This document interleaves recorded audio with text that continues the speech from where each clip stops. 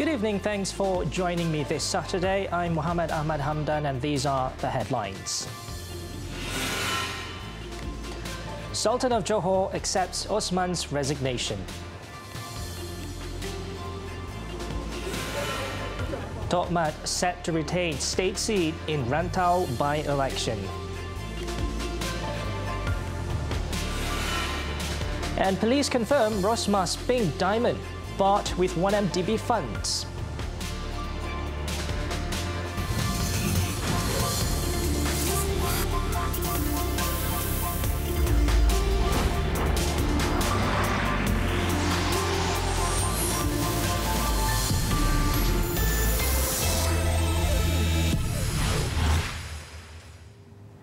We begin 7Edition with this story. Johor ruler Sultan Ibrahim Sultan Iskandar has accepted the resignation of Dato' Osman Sapian as Menteri Besar. The new Menteri Besar is expected to be appointed tomorrow. Dato' Osman had an audience with Sultan Ibrahim at Istana Pasir Pelangi this morning. During the meeting, which lasted about 50 minutes, Dato' Osman informed Sultan Ibrahim Sultan Iskandar about his resignation as Menteri Besar. Meanwhile, a statement by Johor State Secretary Dato' Azmi Rohani said the Johor ruler has agreed to appoint a new Menteri Besar, where the ceremony will take place at Istana Bukit Serene tomorrow. It was reported that Bukit Kepong Assemblyman Dr. Shahruddin Jamal, who is from Parti Peribumi Bersatu Malaysia, is set to be appointed as the 17th Johor Menteri Besar. Shahruddin, who graduated from Hasanuddin University in Indonesia, is the Exco for Health, Environment and Agriculture.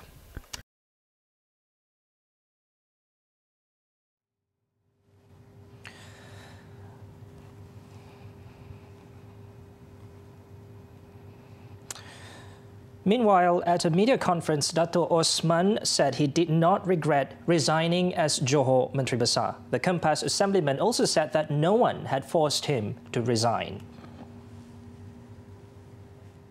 Saya juga telah dapat melangsaikan hutang air kerajaan negeri kepada kerajaan Sekutuan sebanyak 334 juta yang telah pun tertangguh begitu lama. Di samping beberapa hutang-hutang lain yang telah dibuat oleh kerajaan dahulu, saya dapat selesaikan dengan sebaik mungkin. Despite helming the state for only 11 months, Dato' Osman said he had managed to fulfill Pakatan Harapan 100 days promises for Johor.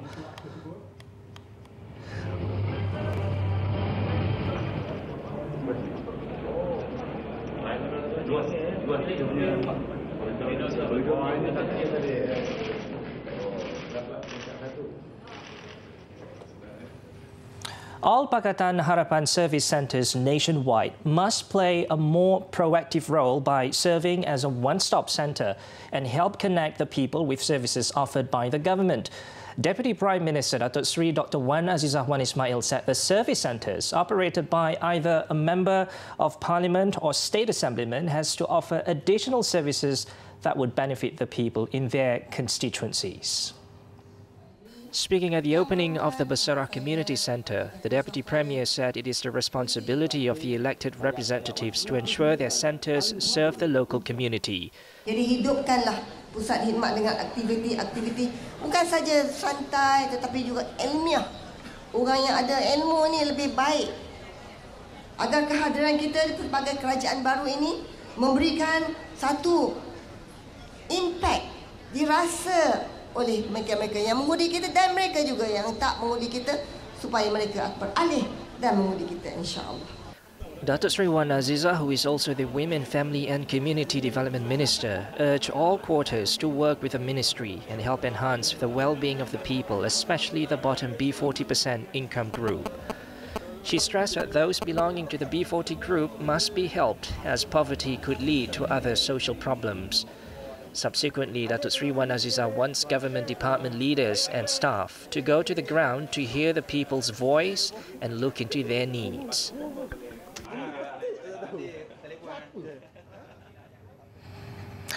And now, it's polling day for the Rantau by-election. A total of 14 polling stations involving 53 streams were opened to enable 20,804 voters to exercise their constitutional right. This by-election involves a four-cornered fight between Datuk Seri Muhammad Hassan of Barisan Nasional, Pakatan Harapan candidate Dr. S. Treram, independent candidates Mala Rajaram and Muhammad Nur Yassin. The voters' turnout stood at 74% as at 4 p.m., which is well within the Election Commission EC's expectation. Unofficial results showed that Datuk Muhammad is leading comfortably. Now, to get the latest updates, let's cross over to our reporter, Wan Izul Islam, who is currently in Rantau Negeri Sembilan. Izul, what do you have for us? Thank you again, Muhammad, and a very good evening indeed. Now, I'm currently at the vote tallying station in Sekolah Jenis Kebangsaan Cina, or SJKC, Bandar Seri Sendayan in Rantau Negeri Sembilan, where behind me the counting process for the Rantau by-election is underway since as early as 5:30 this evening. As of 8 p.m, the unofficial results we have are as follows. Pakatan Harapan candidate Dr. Sri Ram, if we take a look at the screen right now, we have the results on the screen, of course. Pakatan Harapan with at least over 5,000 votes. The screen, there's a little bit technical difficulty, but continuing on, Barisan Nasional candidate Datuk Seri Muhammad Hassan has 10,397 votes, which leaves him with a majority of 4,510. Now, meanwhile, independent candidate's housewife R. Malavisi has garnered over 80 votes, while former lecturer Muhammad Nur Yassin has garnered 79 votes. Now, as it stands, like I said previously, Barisan Nasional candidate is leading by a favourable margin behind, which is unofficially shown to me behind in the screens. Even though there were a few shouting matches between supporters of the contesting parties earlier on, there were no untoward incidents during the voting process today. However, traffic was affected on main roads leading into Rantau, where roads were being congested and slow, while weather today also was not affect the voter turnout. Speaking of which, voter turnout for the Rantau by-elections exceeded the initial expectations of the Election Commission EC, who previously expected a 70% turnout from the 20,793 eligible voters. The official tally for voter turnout today as of 4 p.m. is that of 74% recorded. Now, the Election Commission must be applauded for various improvements made in this by-election for voters, making it easier for voters, which includes that of ease of access, as well as movement assisted by various facilities provided by the Commission, such as wheelchairs and buggies. Meanwhile, the chairman of SPR, or the Election Commission, Azhar Azizan Harun, while visiting polling stations to check on the polling results, has expressed his disappointment with political parties' supporters' discipline that was not satisfactory today. According to Azhar, several illegal booths were erected near the polling centres, even though the EC had instructed them to be stopped immediately. Muhammad? Right, thank you so much for those updates, Izul. Moving on, a factory processing M30 methyl hydrogen silicone fluid at Jalan Perigi Nanas Pulau Indah was completely razed to the ground in a fire on Friday night. Selangor Fire and Rescue Department Deputy Director Wan Muhammad Razali Wan Ismail said they received a distress call from the public at about 8:54 p.m. Some 82 firemen from several stations in Port Klang, Andalas, Kota Raja, Sungai Pinang, Shah Alam, Serdang and Teluk Panglima were deployed to the fire scene. The fire was already raging when the firemen arrived at 9:16 p.m. with 6 fire engines, 2 water tankers and a BATV compressor. Kita telah mengawal kebakaran 20 minit selepas jentera pertama tiba. Keseluruhan kawasan telah terkawal sepenuhnya, di mana kawasan keseluruhan kilang sekitar 3 ekar lebih ya, di mana bangunan kilang lebih kurang 500, anggaran awal 500 kali 300 kaki. He added firefighters, however, were still stationed on site to monitor the situation. Fortunately, no injuries have been reported so far. The cause of the fire, as well as the total losses, remain under further investigation. Now, it may not have been found during police raids last year, but the much talked about pink diamond, allegedly linked to Datin Sri Rosmah Mansor, certainly showed up in money trails. The $23 million or 95 million ringgit ring was indeed purchased using One Malaysia Development Berhad 1MDB funds. In a statement released this morning, Federal Police Head of the Anti-Money Laundering Division, SAC, Datuk Khalil Azlan Chik, said the money trail revealed that the purchase transactions also involved a jeweler in New York. The statement referred to the denial by former Prime Minister Datuk Sri Najib Tun Razak's wife regarding the purchase. The past few days, social media has been abuzz about the alleged purchase of a necklace with a 22-carat pink diamond by Datin Sri Rosmah. Police raids carried out at residential properties of the couple around the city last year saw a haul of millions in cash of various denominations and jewellery running into the millions. Both of them are now facing a slew of corruption-related charges.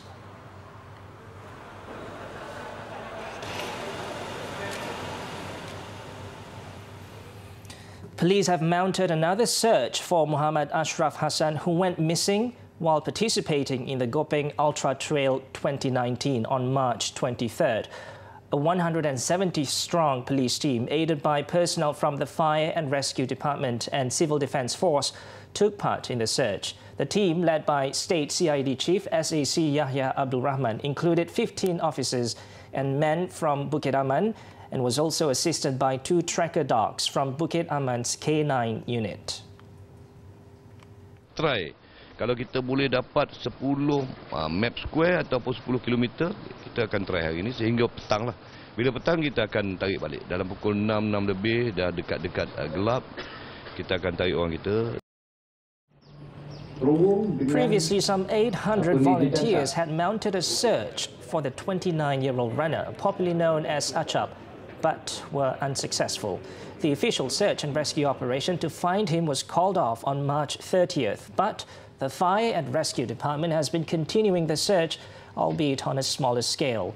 The runner from Muar Johor competed in the 25-kilometre category, but was nowhere around when it ended at 2 p.m. and has not been seen since.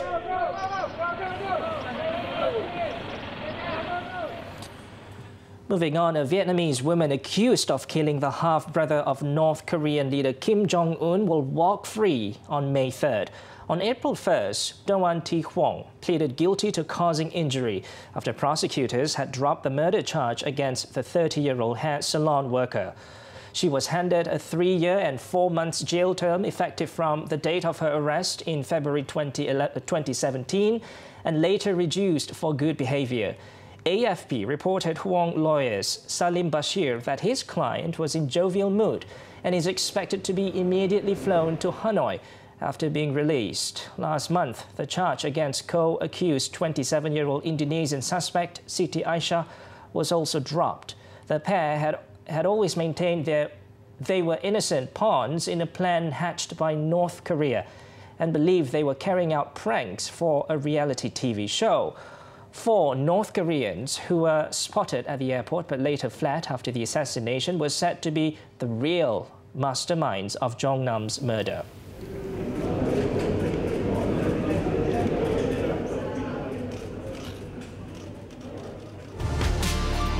After the break, ignorant owner films a video of her distressed pet. Stay tuned.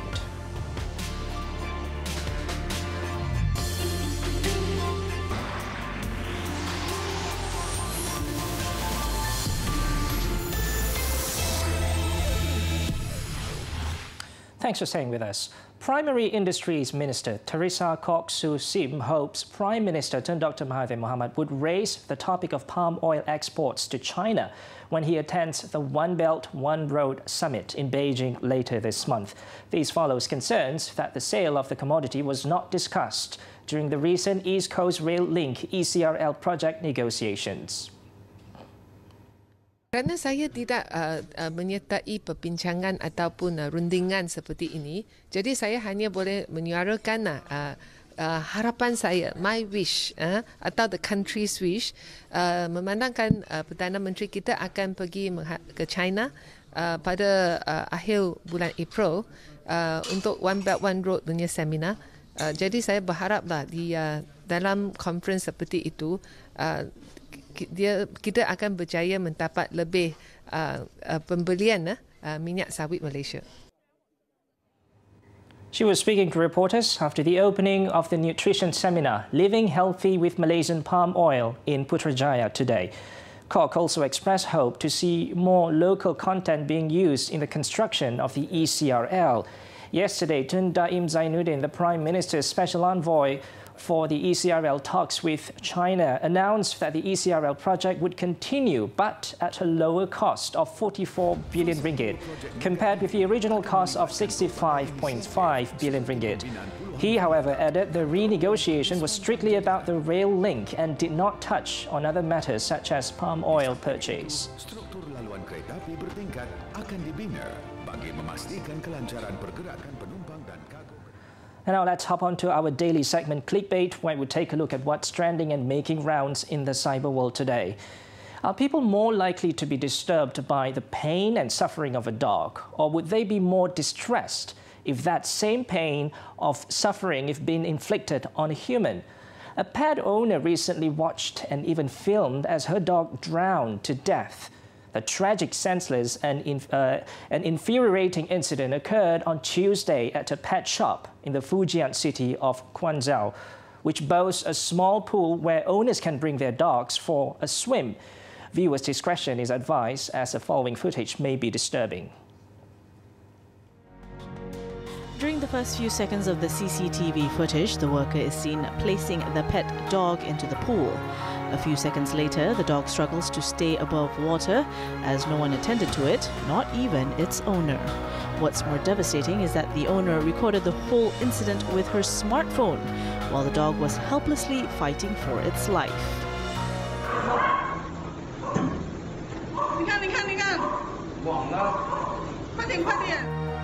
By the time the owner lifted the poor dog, it was already lifeless.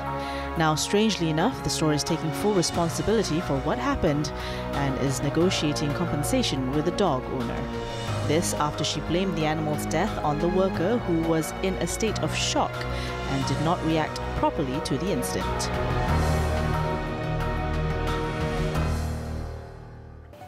One of the largest auto showcases in Southeast Asia is back. Over 300,000 visitors are expected to turn up during the 2019 Malaysia Auto Show in Maib Serdang, where 170 exhibitors from 7 countries will be showcasing a multitude of advances in technology of vehicles.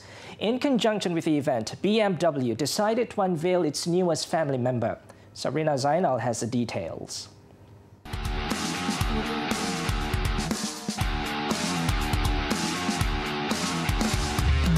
Meet the i3S, BMW's and Malaysia's first pure electric vehicle, as the premium car maker strives to contribute to the National Automotive Policy 2014, which aims to make Malaysia a regional energy-efficient vehicle hub by 2022. The i3S guarantees a locally emission-free drive without compromising on driving force and energy efficiency. Now, the i3S is a fully electric vehicle. It has a rear-mounted hybrid synchronous electric motor rated at 181 horsepower and 270 Newton-meters of torque.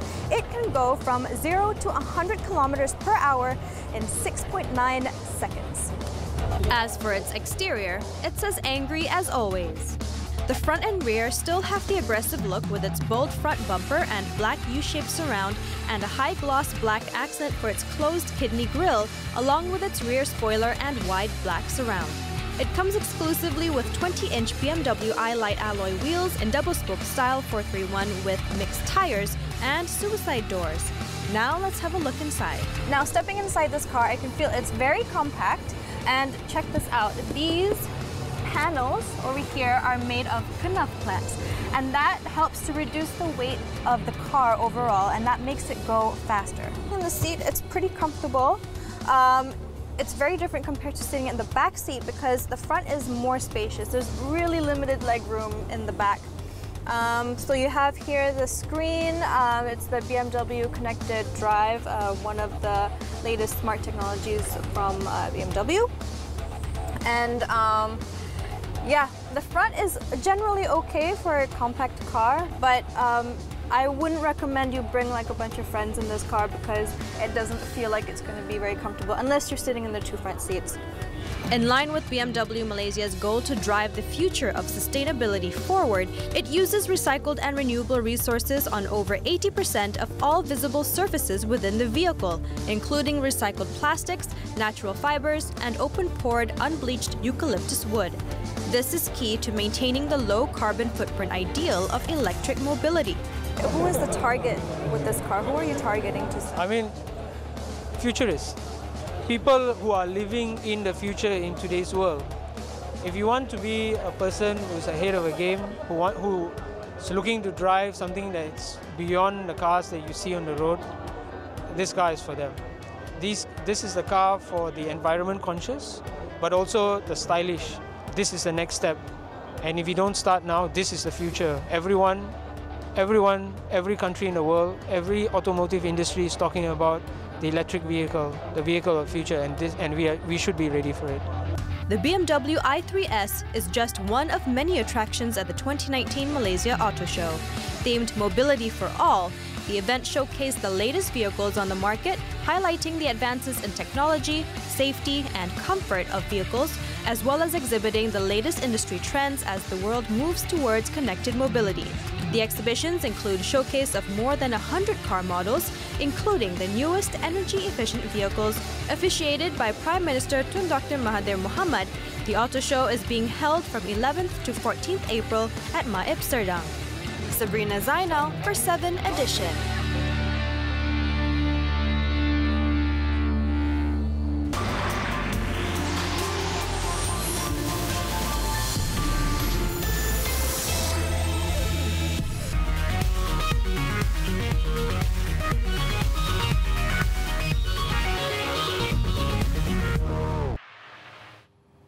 Now it's time for our My Game On segment, bringing you the latest esports news in Malaysia. What do you get when you cross Dota 2 and Mobile Legends? For those of you who don't know, introducing Revenants of Ruins, a combination of a multiplayer online battle arena, MOBA, and role-playing game RPG, invented by Malaysians, inspired by the two aforementioned games. With 7 years of experience as a game developer, Rizwan Zulkifli started developing Revenants of Ruins from a Warcraft 3 modification and shared the journey with a Warcraft 3 community via a website called Hive Workshop in 2015.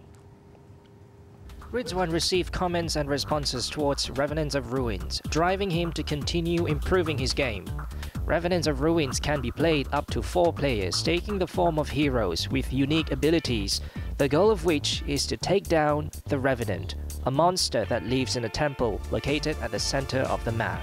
The game comprises 24 heroes, divided into their unique strengths and abilities, such as attack, magic, and agility. Acknowledging that his game consists of character assets and backgrounds similar to that of Warcraft 3 and Dota 2, the game developer says the number of heroes will increase from time to time. Rizwan, along with his 4 teammates, Nini, Chito, Daniel, and Firdaus, are currently working on the best demo for the game and are expected to produce the full version within 4 years to be made available for PC. To those interested in giving support and would like to know more about Revenants of Ruins, you can check out their official Facebook page at RageNROR and join their conversations on Discord.